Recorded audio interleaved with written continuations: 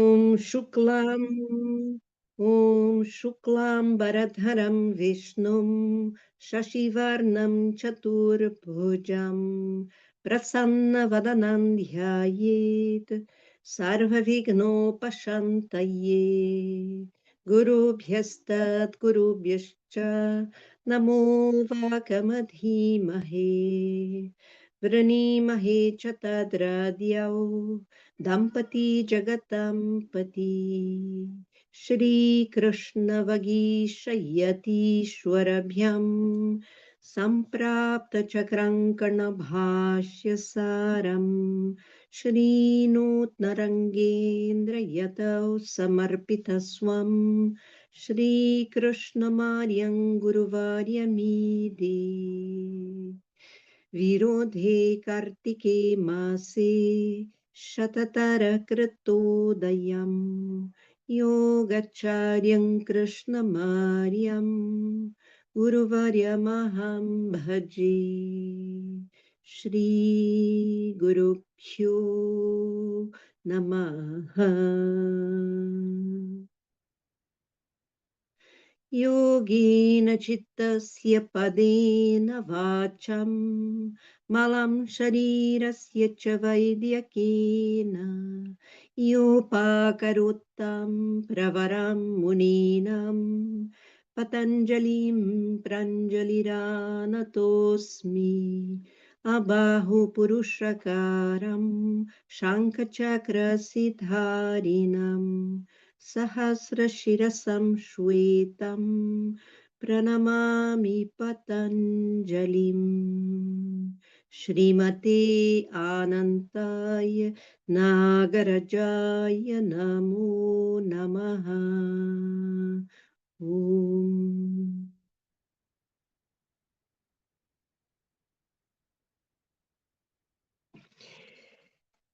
Então, nós estamos aqui no Yoga Sutra, vimos os vrutis, né, as atividades da mente propriamente ditas, e na última aula a gente comentou que as atividades da mente, elas são indispensáveis para o funcionamento da mente, mas existe um estado de atenção, de concentração, de envolvimento, em que os vrutis estão silenciosos, ou num primeiro momento estão todos direcionados ao objeto, e existe esse momento também em que até isso silencia e meu envolvimento com o objeto é completo, e isso é considerado yoga.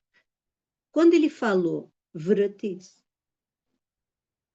e tem que definir o que é, porque ele não tinha definido, aí a gente viu quais são os vratis. O conhecimento correto, que pode vir através da percepção direta, através da dedução ou através de uma fonte confiável. O conhecimento incorreto, que é o erro, né? A capacidade de imaginar, de conceber mentalmente algo que não está presente na nossa frente, mas que nos é falado, ou que a gente lê, ou seja, que a gente segue as palavras e concebe mentalmente, a imaginação, né?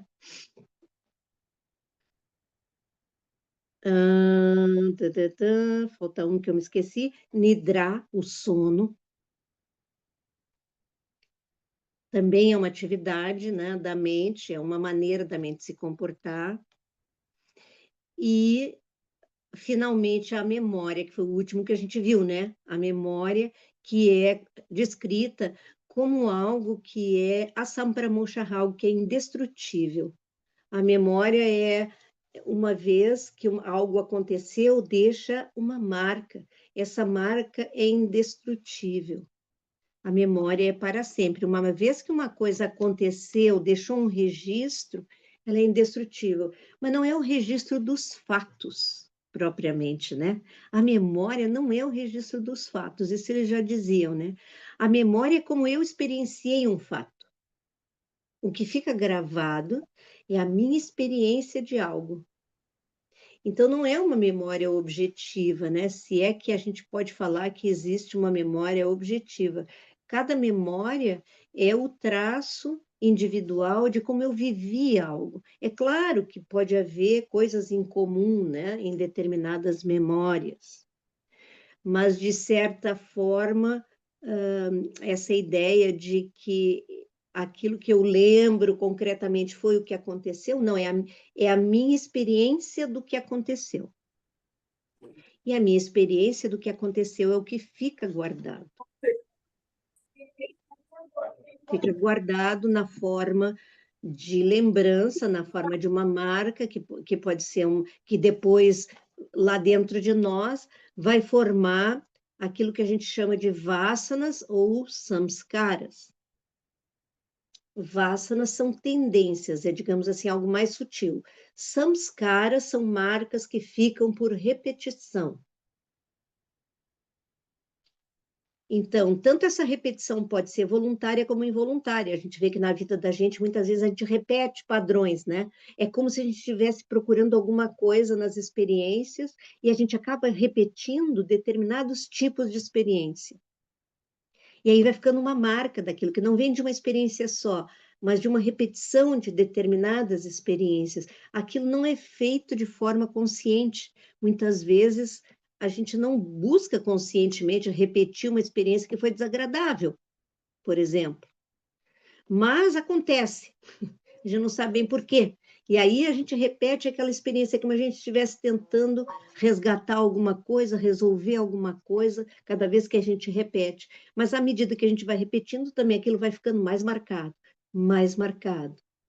E aí o Diego trouxe aquela lembrança, aquela memória de uma informação, uma aula, né, que a gente, todos nós uma vez falamos sobre isso, ouvimos sobre isso, de que o samskara é como um sulco no chão, né, assim, quando se faz um sulco no chão e a gente joga água nesse chão ali, a água tende a passar sempre por aquele sulco, né? Então, quando existe esse sulco na mente, que é assim, vai formando um risco, um desenho ali, um risco sempre no mesmo lugar, a nossa emoção, que é a água, digamos assim, ela tende a fluir sempre pelo mesmo canal que ficou marcado. Então, assim, eles descreviam, né, na Índia, essa composição do nosso mundo interno, ao qual a gente às vezes não tem acesso direto. Às vezes não, a gente não tem acesso direto. Mas essas memórias estão lá. Elas não estão, elas estão na nossa nuvem, né? Que a gente veio a chamar depois de inconsciente, né? Na nossa cultura ocidental, mas que esses antigos eles tinham como uma parte da mente a qual a gente não tem acesso, mas está lá.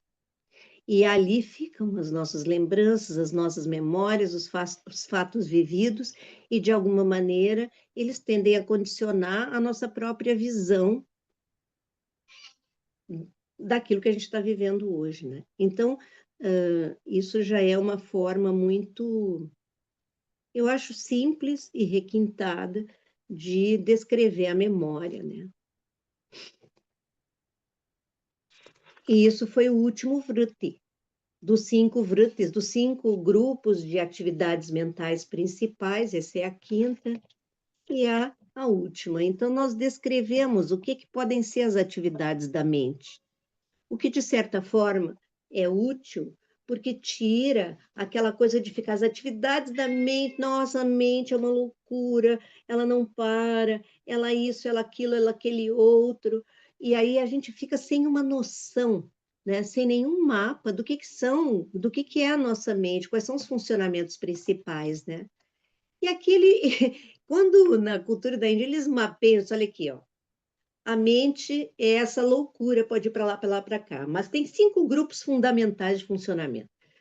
Conhecer corretamente, através daquelas 3 possibilidades, errar, e ver tudo errado, a gente não vê o que é, a gente vê uma outra coisa, a gente pode imaginar, a gente pode dormir, porque também a gente se cansa e a gente pode se lembrar. Memória.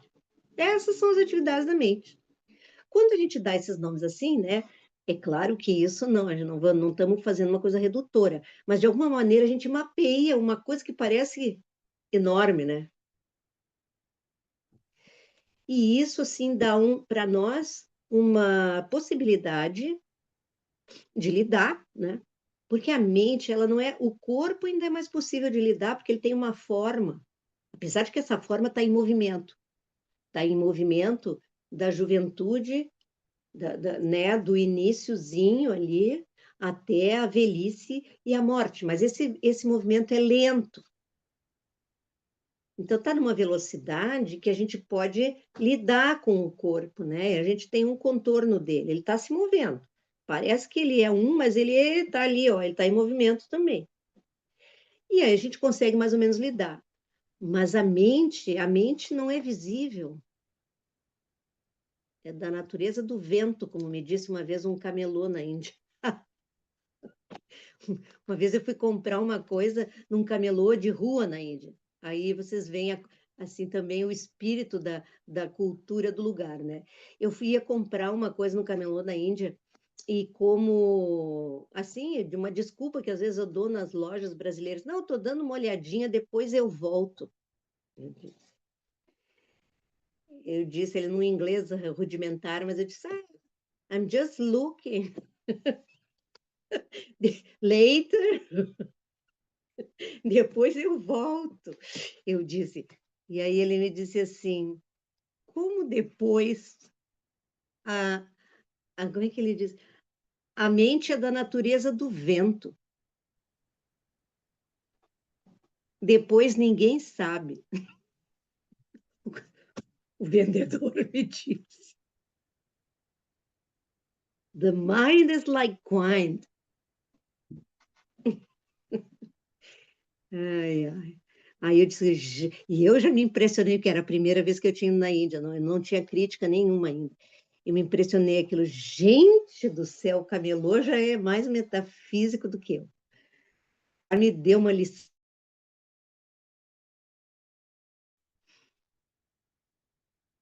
Então, claro, a mente é assim como o vento, mas assim, aqui eles estão dando mais ou menos para cinco lugares o vento sopra. Já é uma ideia, já dá para a gente dar uma administrada, né? Para ter uma ideia. E aí, terminou esse assunto, ele vai voltar lá para o Niroda. Porque ele disse Yoga Ha Chitta Vritti Nirodha Ha no Sutra 3. Daí ele diz, quando isso acontece, Tada, no Sutra 4, Tada Drashtuhu Swarupeya Vasanam. Quando isso acontece, quando a mente está nesse estado de completo envolvimento e silêncio, quando isso acontece, aquele que vê está firmemente estabelecido na sua própria natureza, que é estar consciente, é a pura presença, a pura atenção. E ele vai dizer, como que a gente chega nisso?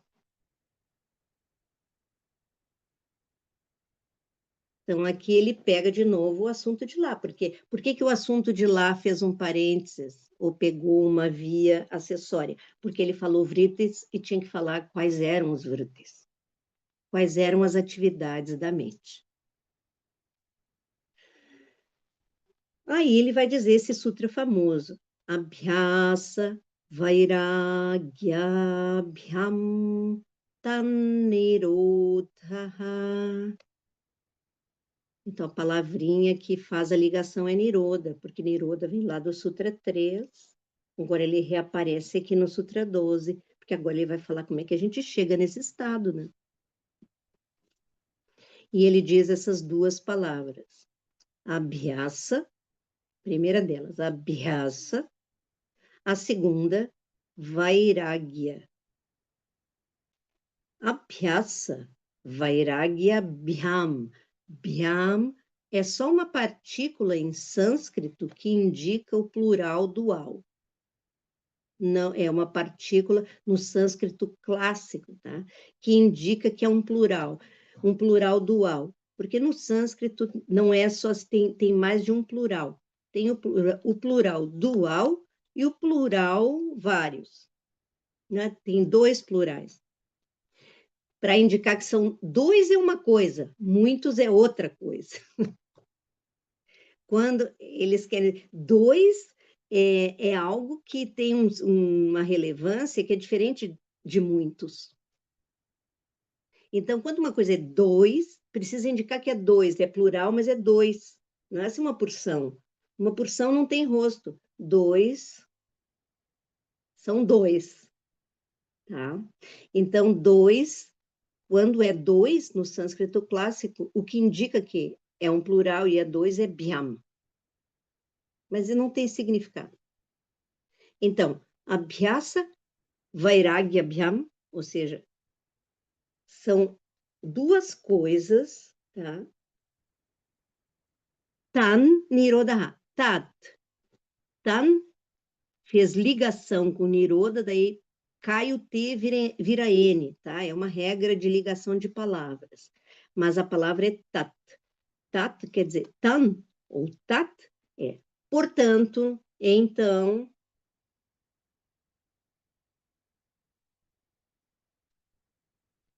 Então, niroda. Niroda, completo envolvimento ou absorção, né?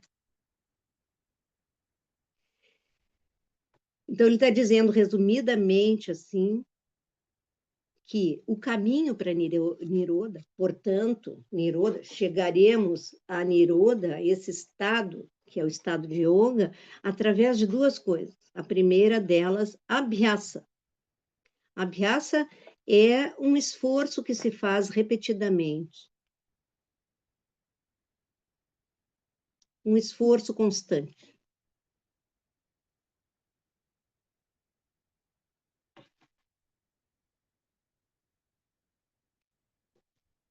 E Vairagya é a renúncia ou o desapego.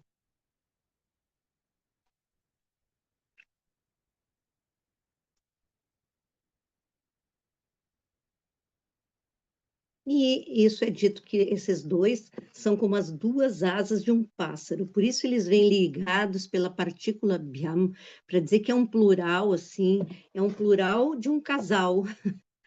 Então, eles não podem estar separados, né? Eles são as duas asas da prática de yoga, Abhyasa e Vairagya, a dobradinha de sempre, né?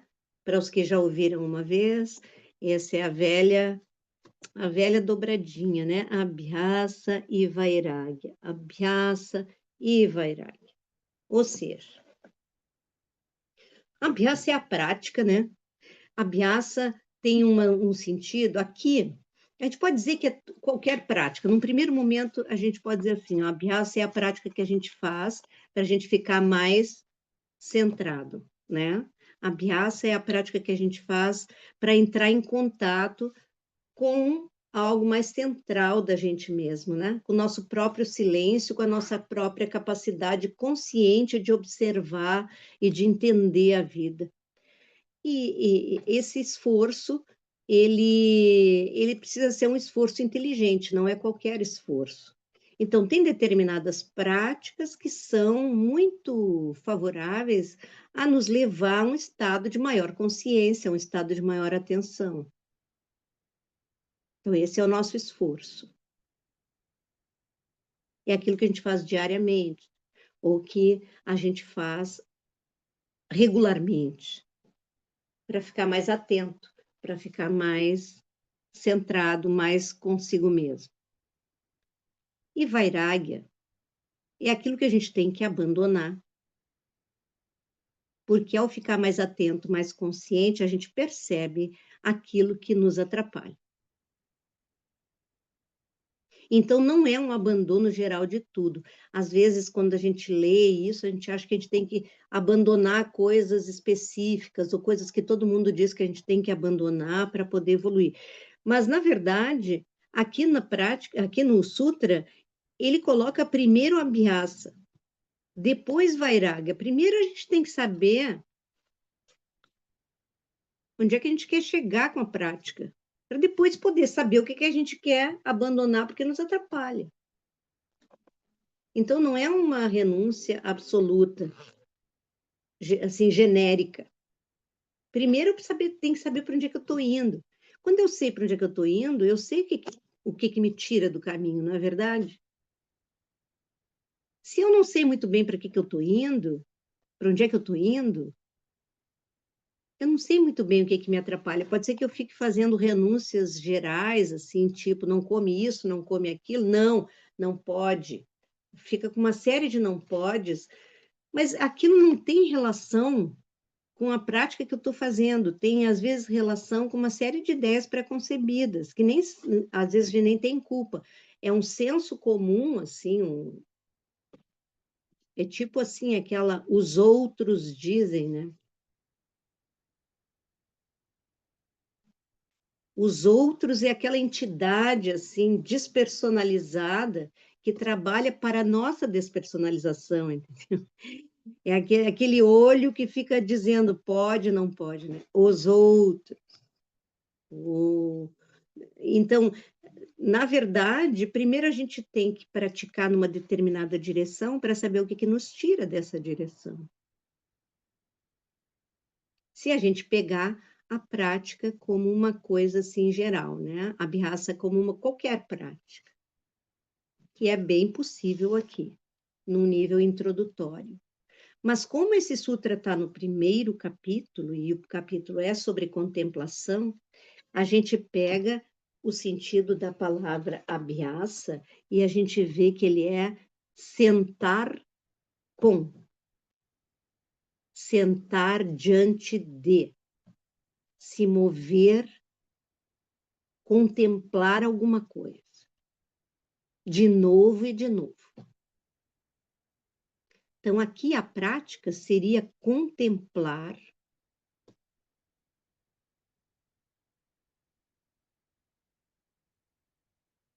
Na verdade, aqui estaria aquele modelo do Sankhya. A gente vai contemplando o nosso próprio corpo, por exemplo. A gente contempla, a gente sente o corpo, a gente dá um tempo para sentir o corpo, não como um, um veículo de performance, porque a gente está o tempo inteiro performando, né, com o corpo. A gente tem que desempenhar uma série de coisas. Por que que a gente quer um corpo móvel, um corpo assim, um corpo assado? Porque a gente tem uma série de coisas a desempenhar. Então, o corpo acaba sendo,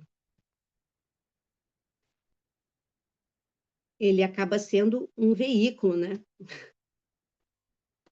Um veículo. Não é que ele é, mas ele acaba sendo experimentado como um veículo, né? Outro dia eu vi uma geriatra famosa que escreve na Folha de São Paulo, e ela falando que uma vez ela foi no cardiologista e ele disse para ela assim que ela tem mais de 50 anos ou tem mais de 60, agora não sei.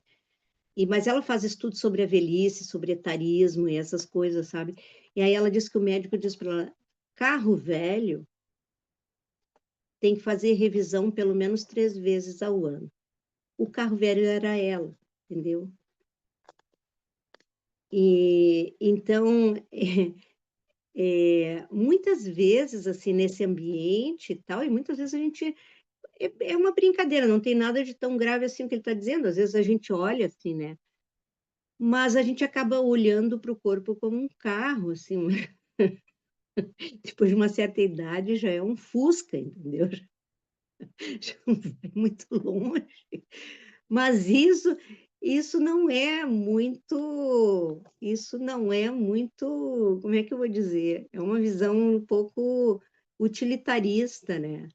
Para dizer o mínimo do corpo. Então, assim, quando a gente senta para meditar, a gente olha para o corpo, ou então talvez outra coisa. Às vezes a gente é muito apegado à imagem que o corpo pode representar e tal e tal.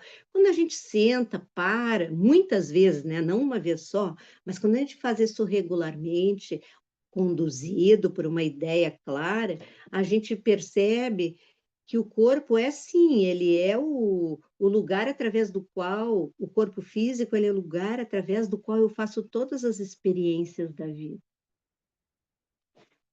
Uma coisa mágica, né? Se não tiver o corpo físico, é através dele que eu entro em contato com as coisas. Ainda assim, esse contato que eu faço e essa experiência que eu tenho, ela tem suas limitações. Eu não consigo ver mais do que com 2 olhos. E esses 2 olhos, eles percebem só uma faixa estreita de realidade. Tem animais que percebem muito mais do que nós. Então, os sons também, tem animais que percebem uma gama infinitamente maior. Então a gente começa a perceber essas coisas e a gente vai entendendo essa complexidade, e aí segundo, vai vendo que isso tudo é composto de elementos, como diz o Ayurveda, como diz o Sankhya, a gente vai olhando para o corpo de uma outra maneira. Vai se acostumando a olhar para ele de uma outra maneira, vai sentindo esse corpo e vai percebendo amorosamente que ele tem fim, que ele tem limites. E aí a gente vai passando do corpo para os sentidos, especificamente. Aí a gente percebe que os sentidos, eles não dependem só dos sentidos exteriores, porque às vezes no sonho eu também vejo, no sonho eu também escuto. Então, não, os sentidos, eles não dependem exclusivamente dos olhos, do nariz, da boca. Eu também sinto gostos no sonho, quando o sonho é vívido, né?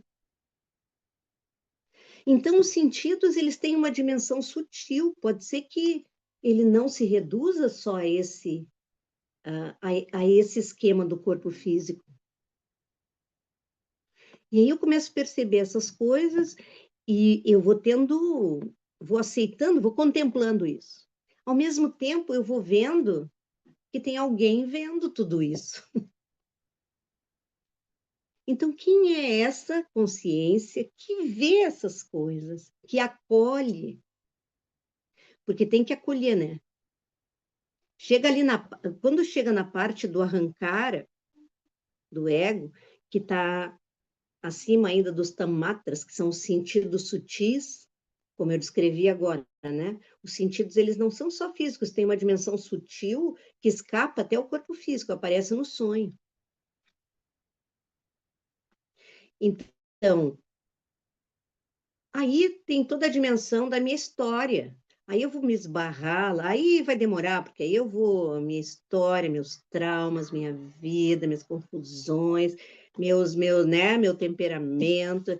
Ali a gente passa um bom tempo, né, até acolher todo esse universo. E aos poucos eu vou vendo que tem uma consciência que acolhe tudo isso. Eu vejo tudo isso. Então, eu vou repetindo, olhando e olhando de novo, e eu vou percebendo que sim, eu sou tudo isso, mas eu não sou só isso. Então, eu vou experiencialmente dizendo, eu vou repetindo, eu vou contemplando, e eu vou dizendo, não sou isso. Naiti, naiti, neti, neti. Não isso, não isso. Isso é esse caminho de vida, do mais grosso até o mais sutil. Eu vou me diferenciando, neti, neti, que quer dizer naiti, naiti, quer dizer não isso. Naiti, de novo e de novo, né? Naiti, naiti, não isso, não isso. Não no sentido de excluir, mas de perceber, ainda, a gente podia dizer, ainda não é isso. Se eu estou vendo e estou acolhendo, quem é esse que acolhe? Quem é esse que vê? Quem é aquele que vê? Quem é a consciência que vê? De onde vem a consciência que vê? Eu vou indo, eu vou subindo, eu vou descendo, tanto faz. Só que não é um movimento horizontal, é um movimento vertical. A gente pode dizer, estou descendo para o mais profundo ou estou subindo para o mais elevado. Tanto faz, é a mesma coisa. Então, eu vou indo para uma consciência mais profunda, uma compreensão mais profunda de mim mesmo, vou apreciando que eu não sou a forma, que eu não sou o corpo, que eu não sou nem minha mente, que eu não sou a minha história. Aí, quando é no mais profundo, eu vou chegar nesse lugar que é Buddhi. Buddhi é o coração da pessoa. Buddhi é onde eu tenho clareza. Buddhi é essa parte da nossa mente que é muito capaz de clareza, de compreensão, de intuição, de visão, que não é a visão dos olhos, que não é a visão da dedução, que é aqui onde é possível Yaugika Pratyaksha, que eu falei uma vez. Tem a Pratyaksha de ver e tem aquela Pratyaksha, aquela percepção que vem de um estado de silêncio e de luminosidade interna, que é o que é chamado de Pratyaksha, que vem do yoga, que é propriamente esse estado de samadhi, esse estado de clareza, de niroda. Daí eu posso ter clareza. Esse lugar é o coração da pessoa.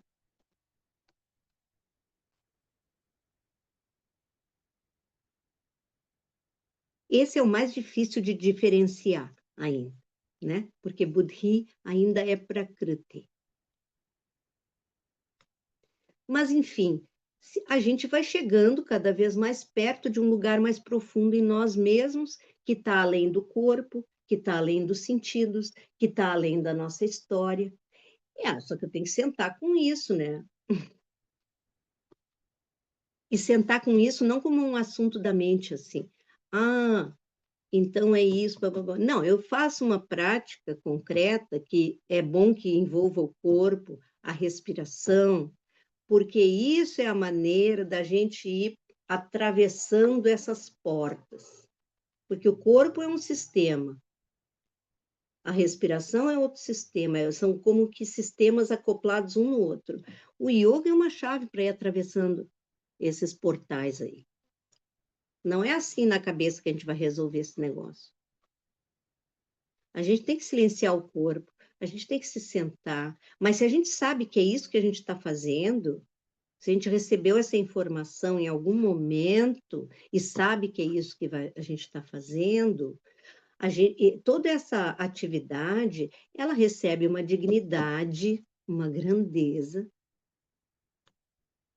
uma importância que ela não teria se a gente não soubesse. Porque se a gente não sabe, a gente pode achar que a gente está tentando melhorar a nossa performance em determinada área da vida. E isso, na verdade, é muito pouco.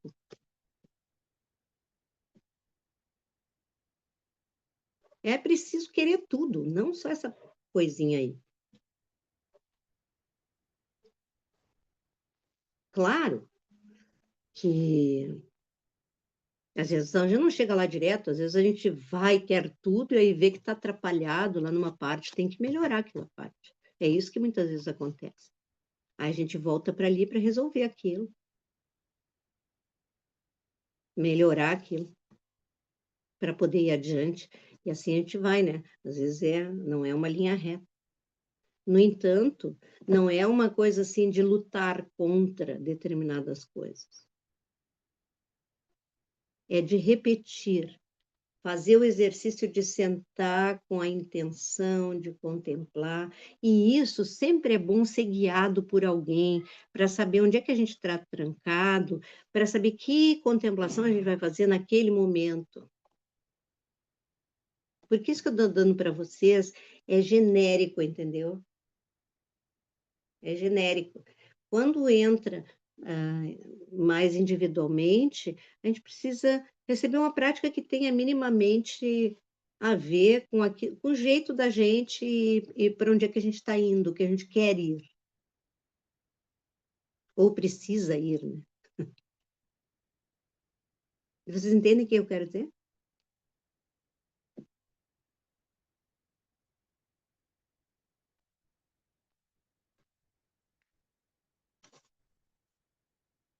E aí, na medida em que a gente está indo, a gente vai vendo o que está nos atrapalhando, o que a gente precisa largar.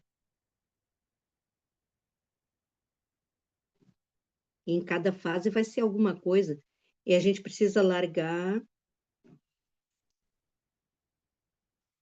Bem, porque a gente vê que aquilo não nos ajuda mais, ou nos atrapalha. Às vezes são coisas bem evidentes, de hábitos.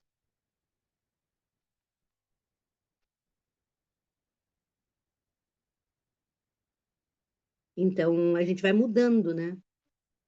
A gente vai tendo, vai recebendo, vai ganhando alegria de praticar e vai tendo a força para largar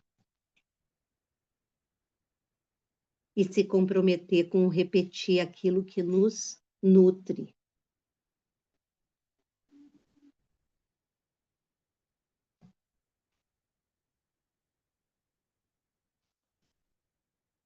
Então, isso é no geral, é o que seria a prática de yoga, Abhyasa e Vairagya.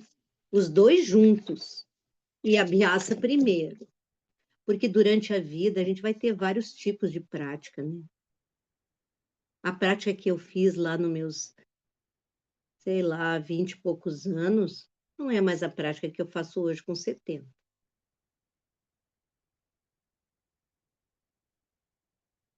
E na Índia é assim, né? A prática é alguma coisa que tu faz no dia a dia. Então, não é alguma coisa. Aqui a gente tem essa experiência de ir num lugar para praticar, né? Lá a prática é feita em casa, né? As pessoas vão ver seu professor, o professor dá uma prática, a pessoa faz no seu dia a dia, faz em casa. Todos os dias. Não tenho folga. É todos os dias. Então, porque não é uma questão assim, não é uma disciplina propriamente assim, para alcançar alguma coisa como uma performance. É, na verdade, uma prática de entrar em contato consigo mesmo, é algo que é um espaço reservado para eu entrar em contato comigo mesmo. Como é que eu vou entrar em contato comigo mesmo? Primeiro, assumindo meu corpo, sentindo meu corpo, saindo das ideias, porque a gente às vezes nem entrou no corpo. Muita coisa, todo um caminho que a gente tem que fazer, às vezes, é para a pessoa habitar seu corpo, porque ela não habita seu corpo. Ela habita um mundo de ideias, de ideologias, de princípios que vieram não sei da onde, e nem sente o corpo. O corpo, coitado, é um escravo dessas ideias. Vocês já viram isso um pouco? Quando a pessoa está por aqui, assim, não encarnou, ela não encarnou ainda. Então, não é uma questão de desencarnar e ir para lá. Não, tem que encarnar primeiro. Então, uma prática corporal é uma maneira de finalmente entrar nesse corpo que eu sou. Não vai ser fugindo dele, senti-lo, né? Sentir seus potenciais e ampliar seus potenciais também, que nem uma criança. Por isso que a prática ela é exigente em certos pontos, não demais, mas naquilo que é possível para cada um, fazer um pouco de esforço, tanto de concentração quanto de movimentos. Porque ver uma criança que está se desenvolvendo, que está entrando no próprio corpo, porque a encarnação também não se dá assim quando a criança nasce. O corpo sutil vai se acoplando, dizem, né, os antroposóficos, que é ali pelos 7 anos que aquilo completa. Vê que no início até a moleira está aberta. Então vai fechando, a criança vai fechando, ela vai entrando nesse mundo devagar, vai entrando no corpo devagar. Aí ela vai experimentando aqui, ela vai descobrindo, né? Uma criança descobrindo o corpo é incrível. Assim, tenho meus afilhados que eu acompanhei muito, especialmente um deles, o mais velho, que estudou numa escola Waldorf. E eu sou muito, assim, foi muita novidade para mim, porque na minha família, as minhas sobrinhas, que tem uma delas que tem mais ou menos a mesma idade, e uma que é mais velha. E eu acompanhei um pouco minhas sobrinhas que tiveram uma formação, toda ela voltada para desempenho, em colégios, assim, de formação de muito conteudistas. Escolas conteudistas que formam para desempenho, para, sabe, para passar no vestibular, entendeu? E eu vi assim o quanto a diferença de uma formação, eu não estou dizendo, eu não estou fazendo assim, dizendo que tudo errado aqui, tudo bom ali, mas eu pude apreciar assim a diferença de uma formação que é assim, nas escolas Waldorf, eu vi assim, o Luan subia em árvore, tinha uma época que era só subir em árvore, fazer casinha na árvore, andar no meio de pontes de madeira, se pendurar em cordas. Isso ocupava praticamente todo o dia de aula. Depois tinha uma fase que eram as manualidades. As manualidades, aprendiam a fazer tricô com o dedo. Aí ele tinha que fazer tricô com o dedo, depois ele tinha que trabalhar com. Era tudo assim, até assim, os 6 anos, não tinha esforço para. Não tinha a menor pressa de alfabetizar.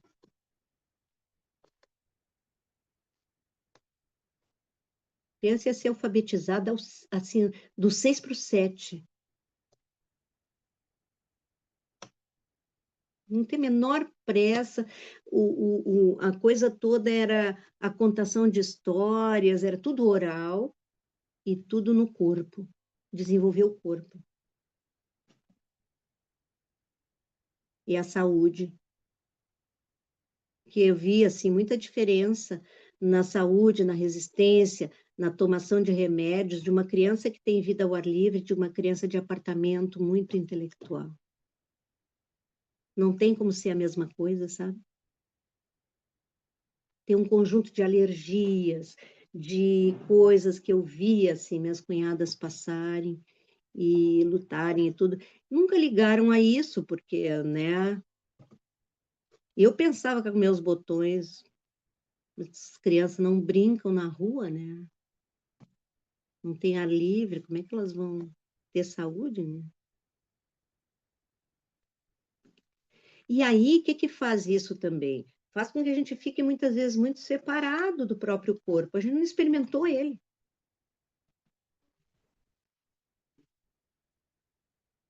E aí, às vezes, isso é só pela formação, às vezes é por traumas.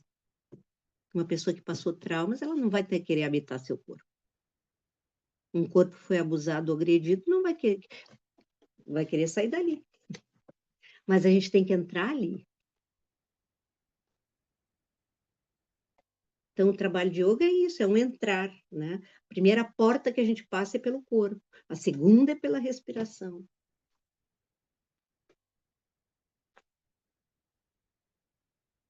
E aí a gente vai entrando em contato com a gente, que a gente nem conhece bem, né?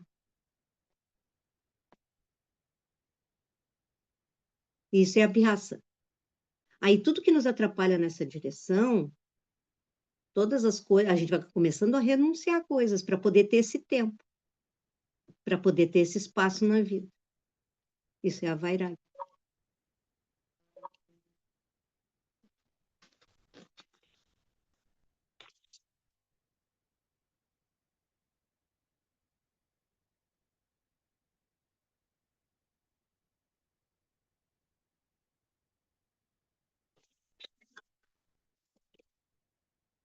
Por isso que é tão bom praticar, né? Quando a gente começa, a gente tem um prazer assim de se encontrar consigo mesmo, assim, né? Seja quando a gente vai num lugar praticar ou quando a gente pratica em casa, porque em casa para nós é mais difícil, né, do que na Índia. Mas é bom porque a gente está tendo permissão para não fazer nada para os outros, assim, para fora, com performance, quando a gente chega nisso, né? Porque às vezes também a gente fica performando em cima do tapete. Mas se a gente consegue não performar e simplesmente fazer aquilo, é um encontro consigo mesmo, é uma ameaça boa, uma repetição boa, né? Tá claro isso? Posso ir adiante?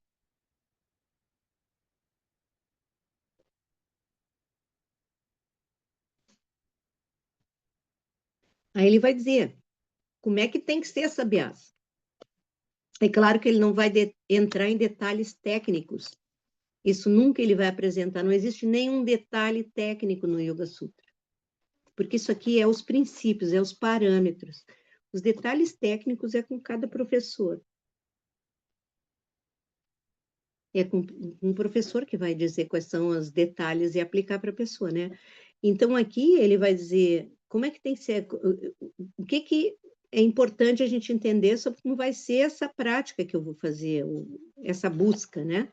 Ele vai dizer Satu Dirghakala Nairantarya Satkara Adara Asivito Dradha Bhumihi.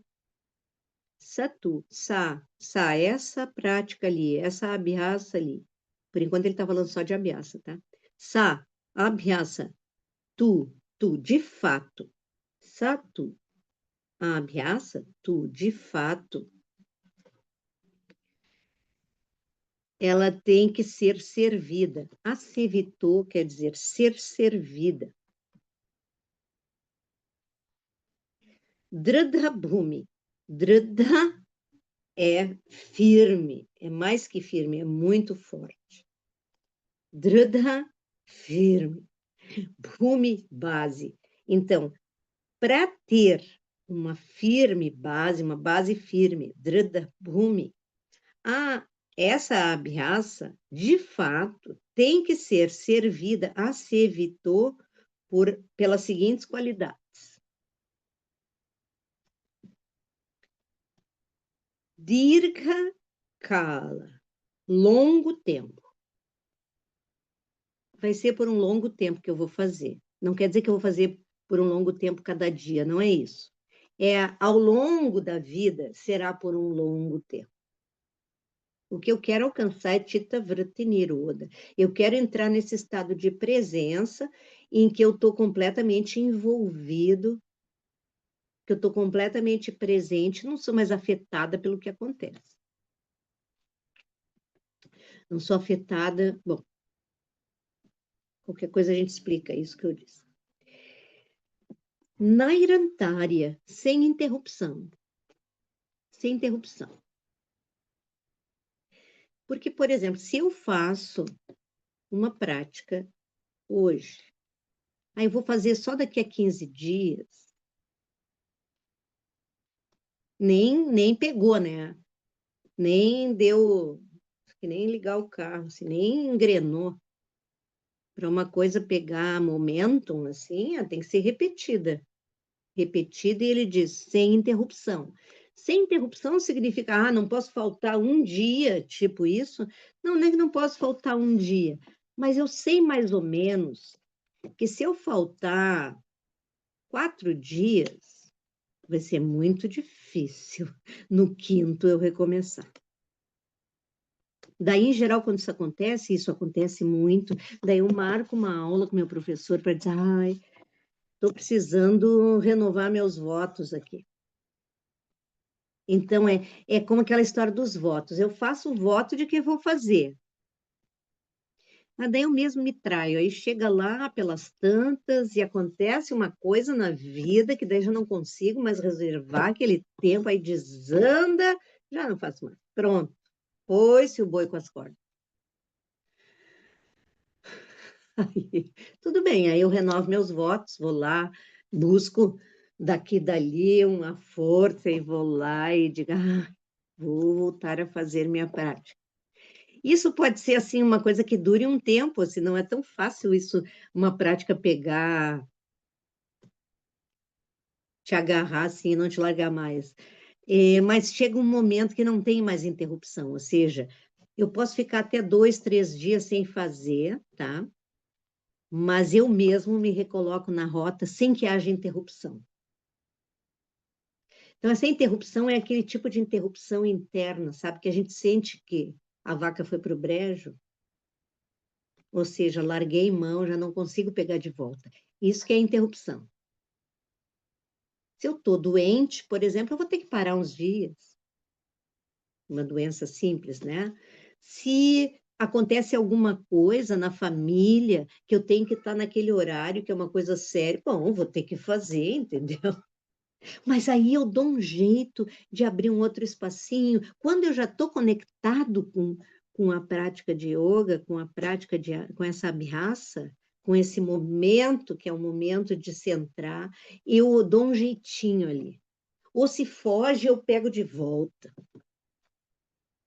Então, isso é Nairantarya, sem interrupção, sem quebrar o vínculo. E se quebrar o vínculo, bom, aí eu vou ter que ir lá buscar, né?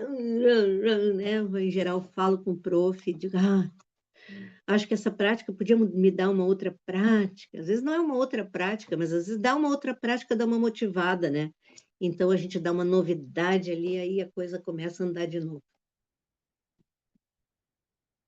Então, Nairantarya, sem interrupção.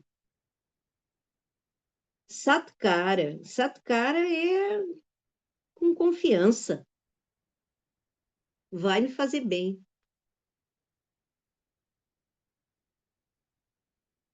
Uma atitude positiva, né? Assim, vai me fazer bem. É diferente, eu sinto assim que às vezes, porque, por exemplo, ir na academia também vai fazer bem. Mas tem uma diferença que, assim, aquilo lá é uma coisa meio padrão, a gente tem que fazer sempre os aparelhos, aquilo lá, nananã, nananã. A prática de yoga não é isso, tem uma coisa viva ali, e tem que ter uma coisa viva na relação com o professor também. Essa prática vai se modificar, eu vou mudar de estágio, eu vou receber outras coisas, tem um universo a ser descoberto. Então, aquilo é vivo, tem uma relação pessoal por detrás, não uma relação técnica. Tem um técnico de aparelhos, tem um senso comum que diz o que é bom naquela idade, e aí tem um padrão, e se eu repetir aquele padrão, eu vou me sentir melhor. É verdade que vou. Pode até ser que eu precise, mas a piaça não é isso. A piaça é um processo de autodescoberta que vem através da repetição de uma prática inteligentemente construída. Para mim,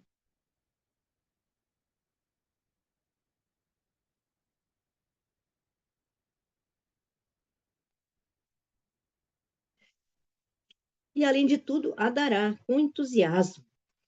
Só assim a prática tem uma base firme. Adará e entusiasmo. Então aí vocês já veem que vai chegar uma hora e lá se vai, né? A gente perde o entusiasmo, a gente perde o elan, porque a gente é assim, a Prakriti é assim, né? Impermanente. Tem fases que a gente está assim com um elan maravilhoso. Não, só vai empurrado, mas vai, entendeu? Aí a gente faz uns votos assim, bem mecânicos. Tinha uma época que eu dizia assim: um dia pode falhar, 2 dias pode falhar, 3 dias é grave. Eu só posso chegar no máximo de 3 dias. Daí me dava aquela chance, entendeu? E funcionava, porque daí chegava no terceiro dia, já estava assim, aí voltava. Mas ao longo da vida também vai chegando um momento que nem esforço precisa mais. Aquilo é que nem assim, comer uma coisa que a gente gosta muito e que nos faz bem. Vai dizer que não? Encontrar alguém maravilhoso que só te faz bem e que por acaso sou eu mesma, então não preciso nem sair.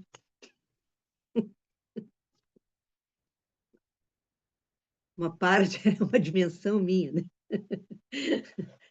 Não o ego que vos fala. Mas, enfim, aí muda, entendeu? Mas para a gente chegar nesse ponto de estabilidade, de ter uma base firme, quanto tempo de prática precisa? Precisa um investimento nisso, mas vale a pena. E vale a pena ir abandonando tudo aquilo que nos tira desse caminho na nossa própria direção.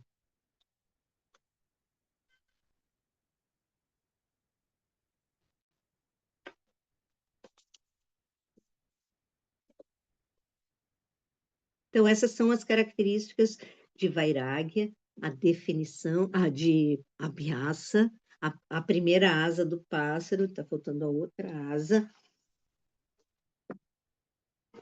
mas a primeira asa está aí e ela vem primeiro. Então, vocês lembrem sempre disso.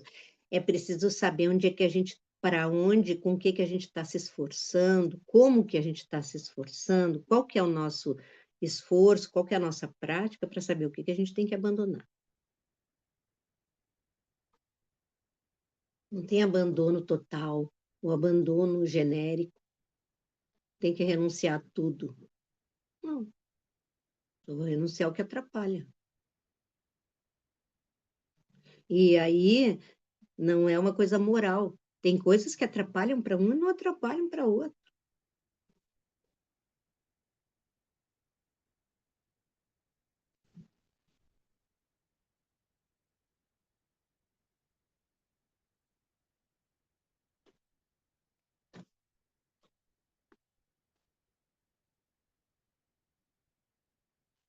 Vocês, o pessoal aqui que não estava olhando, agora eu estou olhando, que entraram depois. Tá? A Shirley, a Suelen, estão todos sérios.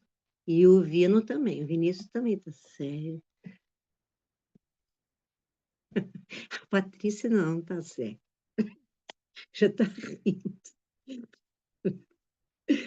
Mas o pessoal está. Vocês estão entendendo o que eu quero dizer, pessoal?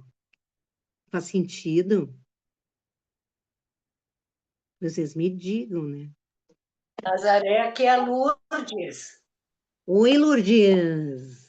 Mas Diga, muito sem. Opa, saiu a minha foto aqui, desculpa.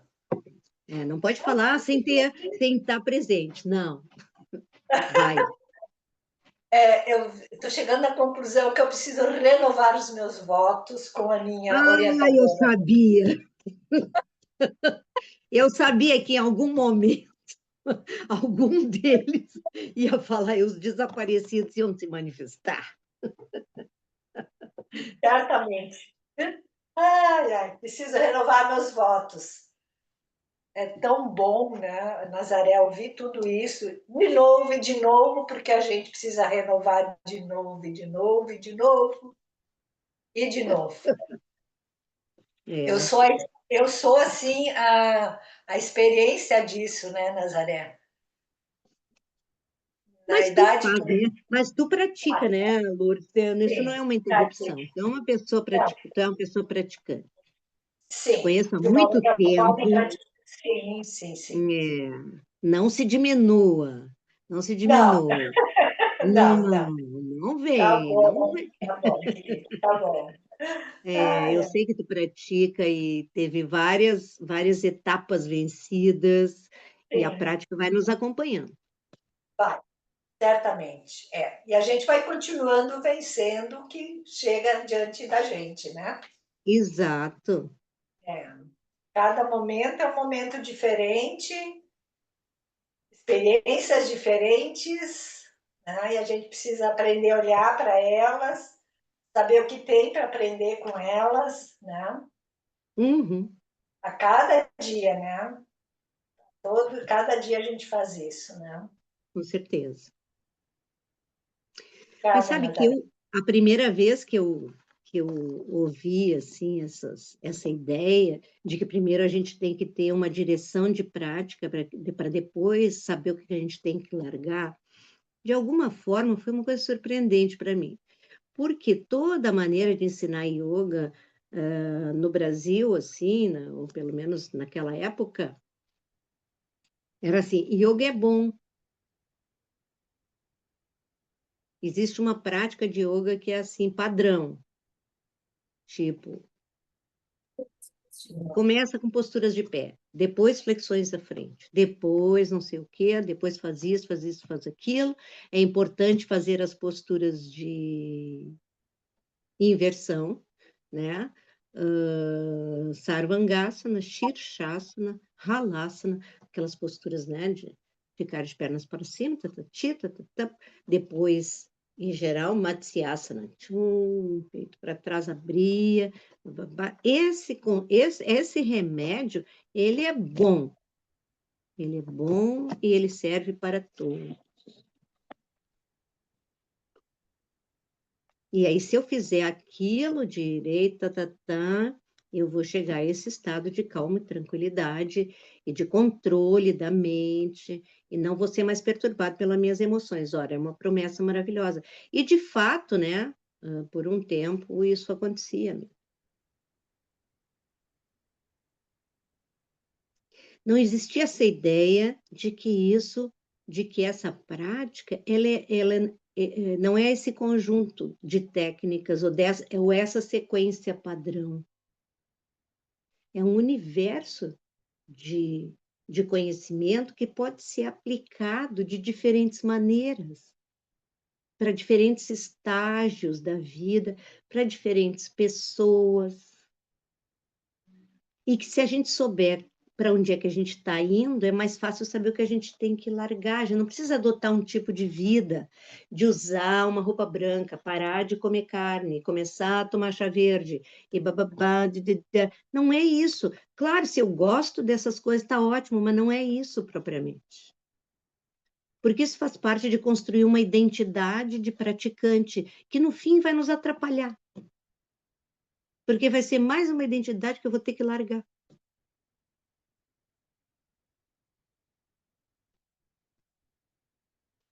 Então, é uma coisa muito mais integrada à vida, quer dizer, é uma prática de contemplação de algumas coisas que vão te libertar de determinadas outras, que vão te ajudar a habitar a tua realidade presente, que começa com o teu corpo, que se expande com a tua respiração e que vai te ajudar a perceber melhor, né?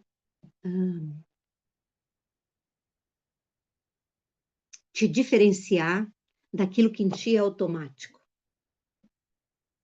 Não que tu vá controlar aquilo de cara, porque é muito difícil, mas pelo menos a gente começa a se diferenciar dos automatismos.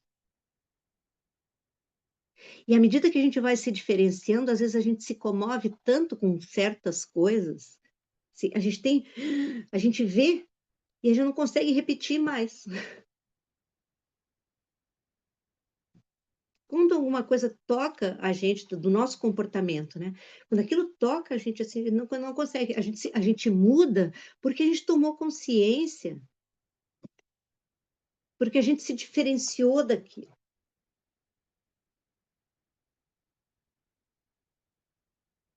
Por isso esse trabalho de se diferenciar do corpo, se diferenciar da respiração.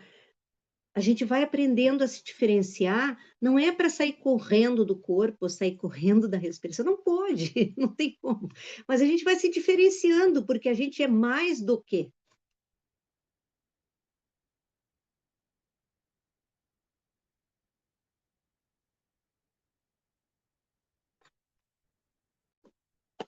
Análise. Eu Oi? acho bem interessante assim essa coisa, né, de você saber onde você quer chegar e a Tita Vritti Uhum. Nirodha é o final lá, né? É o Mas final. teria uma coisa assim, tipo, de um passo a passo, tá, agora eu tô aqui. Qual que é o primeiro passo, o primeiro degrau? Eu quero perceber, que nem você falou, né? Se diferenciar, diferenciar da respiração e do corpo, então ter objetivos menores do que esse, porque, assim, para mim é bastante genérico, o Chitta Vritti Nirodha. Uma coisa Uhum. que eu iria procurando por tudo, já sei procurando por tudo, assim, né? Tipo, é meio confuso para mim. Mas teria degraus, assim? Teria, claro. É isso que é chamado yoga kshema, né? Tem como chegar num determinado patamar e como manter, porque ainda tem isso. Ele vai dizer logo em seguida, no próximo verso, não, já nem chegou, né? Eu pulei um sutra, gente. Eu pulei um sutra. E ninguém me avisou. Eu quero saber onde é que está minha assistente numa hora dessas. Mônica se distraiu igual a mim. Aí não dá. Ah, sim. Antes das características da prática, que tem outra que diz assim, tem um Sutra 13 que eu pulei, tá?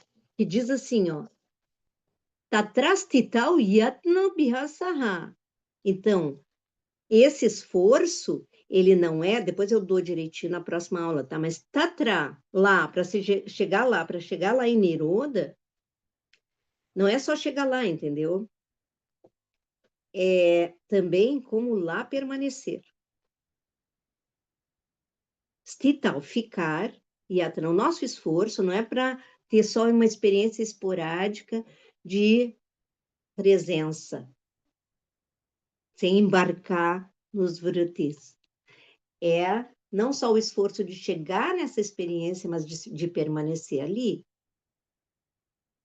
Então, como que a gente vai ter essa experiência? Bom, tem que ir por degraus. Primeiro a gente tem que aprender a técnica e os porquês de fazer daquela maneira. Como é que eu vou fazer um movimento corporal junto com a respiração? A respiração é o elo entre o corpo e a mente. Então, a maneira de ligar movimento, respiração e mente, se for feito de uma determinada maneira, a mente fica ligada ao que está acontecendo no corpo por causa do tipo de respiração. Então, uma técnica, a gente pode dizer. Então, tem que aprender isso. E isso é uma ferramenta muito útil. Como que eu vou respirar enquanto que eu estou fazendo? E aí, eu vou fazer uma sequência que leve em conta, primeira coisa, né?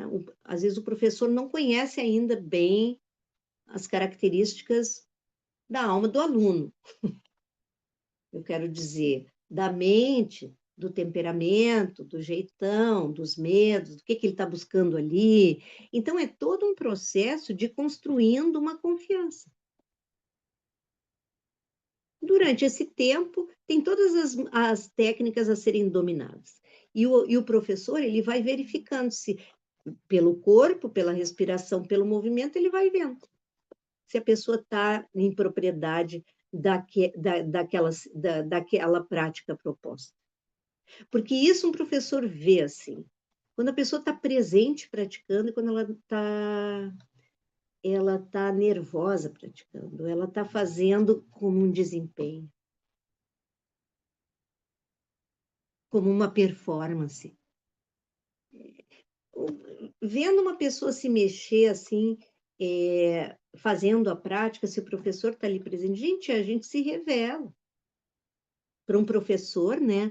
Ele vê, o Krishnamacharya via que se a pessoa tinha praticado quando ela chegava na porta. Às vezes ele mandava embora dali. Ah, não praticou. Volte outro dia. Mas isso é coisa de Índia, tá? Não, a gente não vai ver isso. Mas a gente vai ver a pessoa praticando o quanto ela evoluiu. Isso é claro, é claro. Porque vai acoplando os corpos, entendeu? Vai saindo daquela dispersão de uma coisa para cada lado, e durante, ao fazer, a gente vai vendo o esforço que a pessoa colocou para dominar aquelas pequenas coisas. Isso é todo um período. Enquanto isso vai se construindo também uma relação entre um professor e um aluno. E aí vai ter que ter conversas a respeito, né? Eu me dei conta que no meu dia a dia tal coisa acontece, parará, paraná, mas eu busco isso e aquilo. Em geral, quando a gente diz eu busco isso e aquilo, é ali que a gente, mais ou menos, é como a gente vê esse ideal que a gente quer alcançar. A gente não vê Tita Vrati Niroda. A gente vê, assim, outras coisas que a gente quer alcançar, que são como uma representação disso, desse estado, compreende? Eu queria ser desse jeito.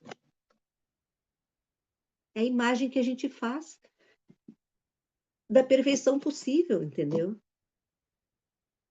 Mas tem que ter outra pessoa por detrás, olhando para aquilo e percebendo, entendendo que aquilo que a gente está buscando, na verdade, tem por detrás isso, que isso, eu estou buscando esse lugar que está em mim mesmo, mas que está atrapalhado por isso e por aquilo. Aí, eventualmente, o professor vai sugerindo. E ele diz, olha, eu acho que é isso e aquilo. Se tem confiança entre duas pessoas, assim, é possível a gente trocar essas coisas. E aí o professor vai dizendo isso, eu vou te dar uma prática, então, nessa direção. Vamos trabalhar isso. Vamos apagar esse fogo aqui, às vezes. Aparecem umas coisas assim na vida, parece que nada a ver, mas quando aparece é porque tudo a ver. E quando a gente começa a ir nessa direção, vai começar a aparecer, mas vai aparecer tudo que tem para aparecer. Se a gente está seriamente envolvido, todas as marcas kármicas, coisas que a gente nem tem acesso vão aparecer, mas aí a gente vai lidando, vai, né, para se manter na trilha. Aí começa a ficar interessante. Começa a ficar interessante.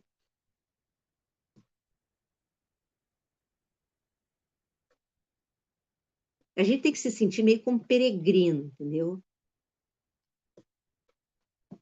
A gente está indo nessa direção e quer muito chegar lá e quer manter o seu compromisso com esse estado, de buscar esse estado de pureza interna, de se dedicar. Mas é uma dedicação que não é como as outras, que consomem a gente. É de outra natureza. Não sei se é isso?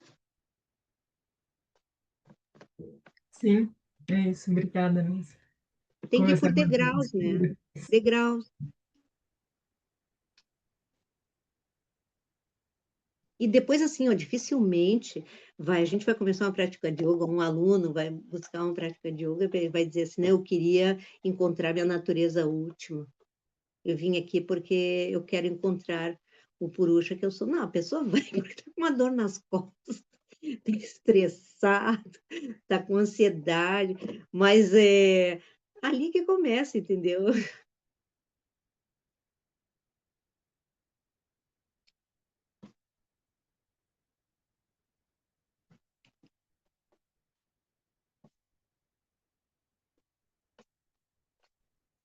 Então, eu vou voltar atrás na próxima aula para pegar o 13 que eu pulei, né? Pulei o 13. Depois eu vou estudar aqui, fazer um exame. Por que que eu pulei o 13? Tatras tital yatanaha abhyasaha. O esforço, a abhyasa, se refere tanto ao objetivo, como chegar lá, quanto como permanecer firmemente stital lá.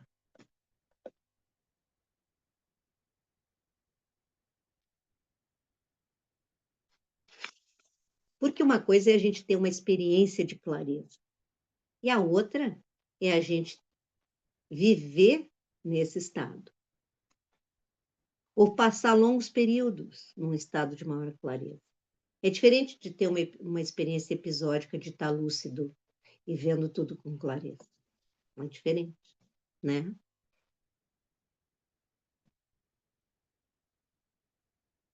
Então, não é uma meta a ser alcançada, é um estado a ser descoberto.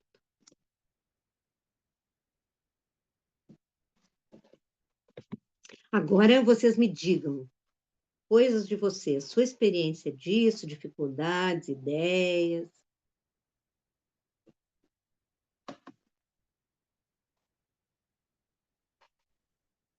Quem não falou ainda? Vamos ver. Oi, Nazaré, você me ouve daqui? Oi, Vinícius, fala aí, irmão.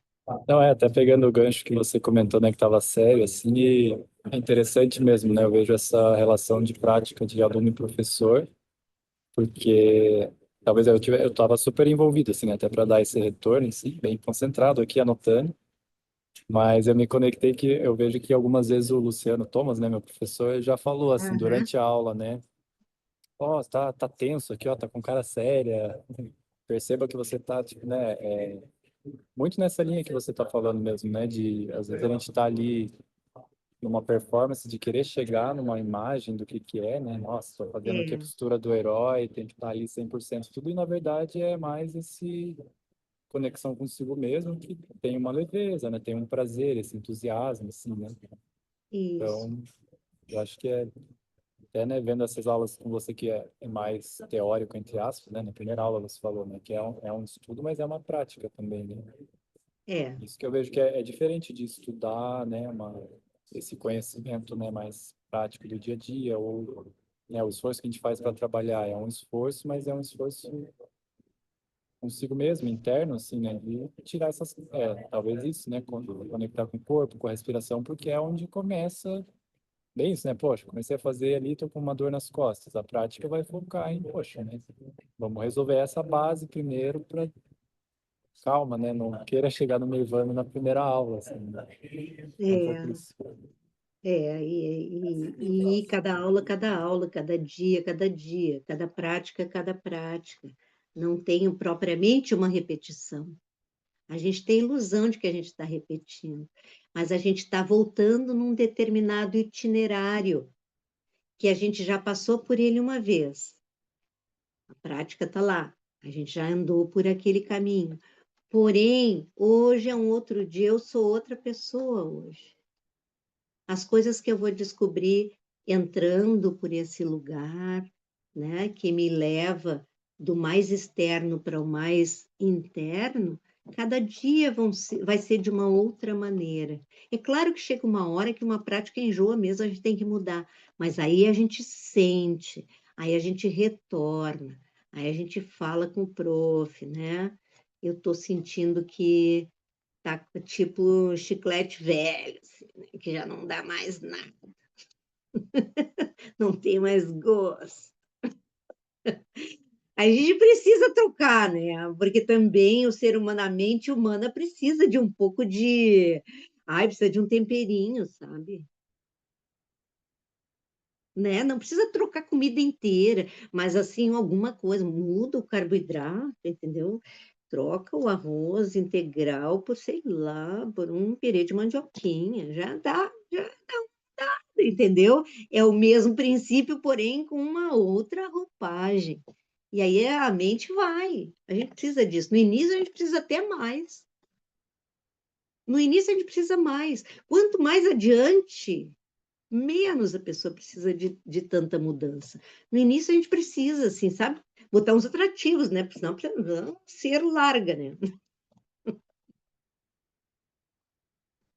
Mas depois de um tempo, gente, até extrair tudo de uma prática.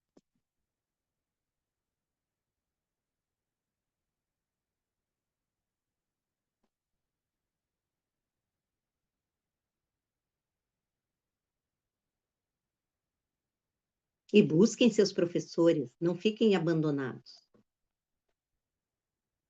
E não, se ele não sabe como dar a prática, sabe? Não pode. Tem que saber. Tem que saber. A professora de Yoga Sutra disse que tem que adaptar a prática. Não me venha dizer que, não, que tudo é bom. Não. Bote na minha conta.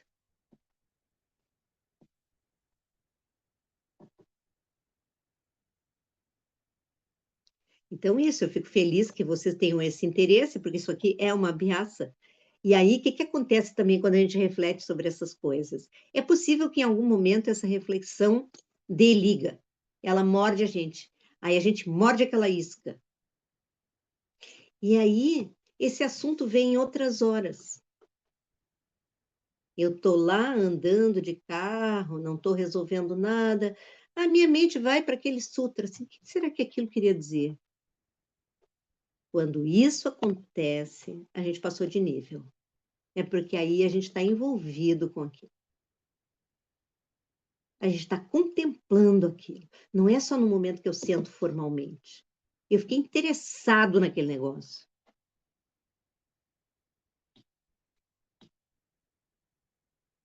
Às vezes, não é um amor à primeira vista, que de cara eu já chego meio apaixonado e já estou envolvido e não sei o quê.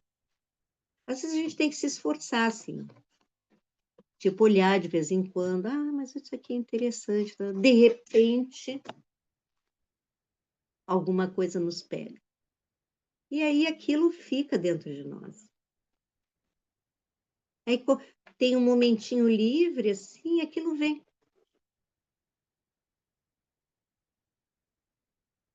Ou então, se isso não acontece, vocês observem o que que vem. quando vocês estão assim na parada de ônibus, se é que andam de ônibus, ou no metrô, quem anda de metrô, ou no carro, assim, não estou dirigindo, não estou com ninguém, não estou conversando. Liguei o rádio, mas não estou muito ouvindo. Ou então eu estou sentado, relaxado, assim, esperando alguma coisa. Para onde que a mente vai? Qual é o seu interesse principal? Porque a mente vai para aquilo que é principal. Mesmo que não seja, entendeu? Mas às vezes a gente tem umas fixações assim. Para onde que vai? Interessante de ver.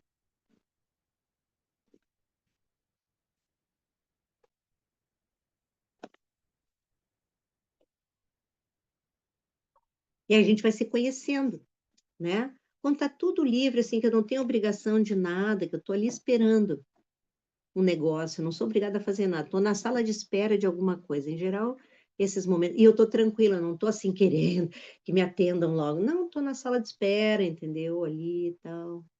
Às vezes são momentos que a gente está calmo, porque não tem nenhuma exigência, nem de desempenho, estou numa sala de espera. Então, o que eu estou fazendo é esperar.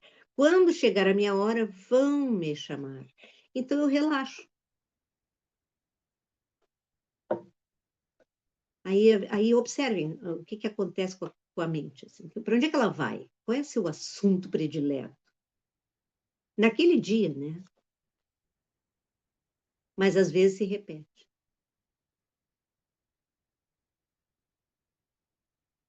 Às vezes são coisas lindas, pode ser, mas a maioria das vezes não. Às vezes é alguma preocupação, alguma fixação, mas pode não ser, tá? Mas vocês observem, assim, para onde é que a minha mente vai? O que ela aspira se concentrar?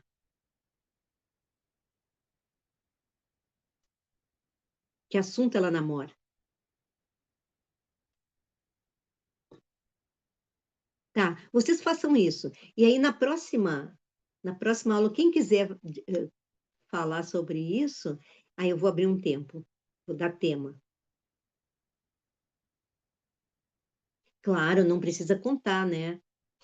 Pode ser que vá para umas coisas que não é para ficar assim, são coisas.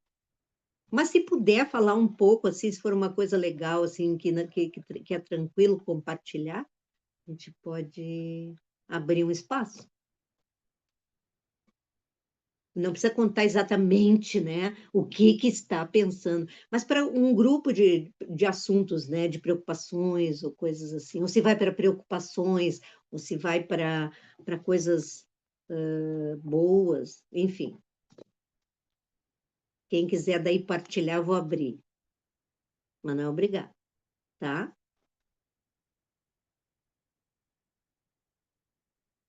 Podemos ficar por aqui? Om Purnamada Purnamidam Purnat Purnamudachyate Purnasya Purnamadaya Purnameva Vashishyate Om Shanti Shanti Shanti. Boa noite para vocês, obrigado. Boa noite, Boa noite, Nazaré. obrigado. Boa noite, obrigada. Até quinta que vem. Boa noite. Deixa eu saber.